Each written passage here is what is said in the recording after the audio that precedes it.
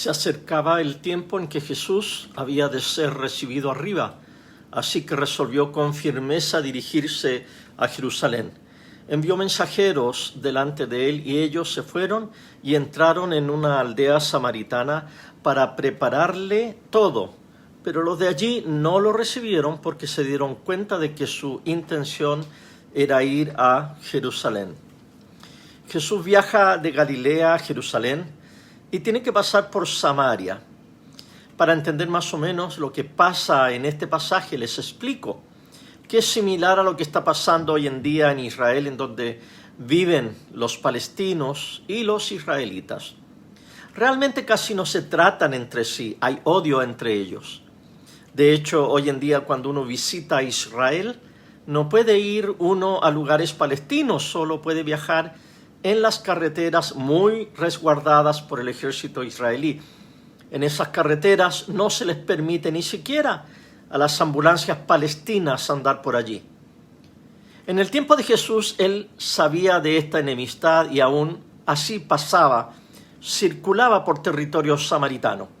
En ese último viaje mandó a algunos de sus discípulos a buscar alojamiento a una aldea samaritana. Y según leemos aquí, pareciera que la costumbre de ellos era dar alojamiento a los que iban a quedarse allí o iban a algún lugar de Samaria. A los que iban a Jerusalén a adorar en territorio enemigo, a esos no se les prestaba el más mínimo apoyo y se les negaba la típica hospitalidad oriental. La situación es incómoda. ¿Le ha tocado a usted alguna vez pasar la noche en un aeropuerto o en un terminal de buses porque no había hotel disponible? ¡Qué incomodidad más grande! Además, en el caso de Cristo y sus discípulos, hay que agregar el clima o dormir a la intemperie, el peligro de los animales salvajes o los ladrones. Algo así es motivo suficiente para molestarse. Es más, si tu temperamento, como el temperamento de Santiago y Juan, es enojón, entonces entenderemos lo que quisieron ellos hacer con los samaritanos. Lo veremos mañana. Pero para entender lo que pasará, te sugiero que leas hoy el primer capítulo del segundo libro de los Reyes, cuya historia sucedió precisamente en Samaria. La historia va más o menos así. El rey Ocosías manda a un capitán con 50 soldados a llamar al profeta Elías, que está sentado en la cima de un cerro.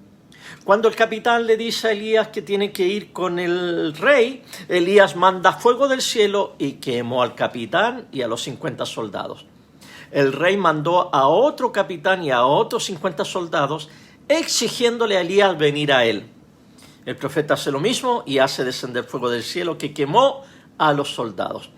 El tercer capitán, con otros 50 soldados, llegó rogándole a Elías que le perdonara la vida a él y a sus soldados. Entonces Elías accedió a ir con ellos donde el rey y tuvo que pasar por entre medio de 102 cuerpos achicharrados de soldados samaritanos. Alguno de ustedes, poco familiarizado con la Biblia, me podría preguntar, ¿y esa historia tan violenta y repugnante está en la Biblia? Y yo te respondería, y cosas peores vendrán, dice la Biblia.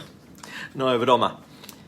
Les cuento esto porque la Biblia está llena de historias que a la luz de Cristo no encajan con lo que Jesús nos enseñó. Pero están ahí, en la Biblia. Santiago y Juan leyeron esta historia que está en la Biblia. Estos hijos de Zebedeo seguramente escucharon con deleite esta historia cuando eran niños en la escuela sabática de la sinagoga. Buena historia, ¿verdad? Violenta, fuego del cielo, etc. Pero no crean que porque está en la Biblia es una buena idea. Y eso lo veremos mañana. Oremos.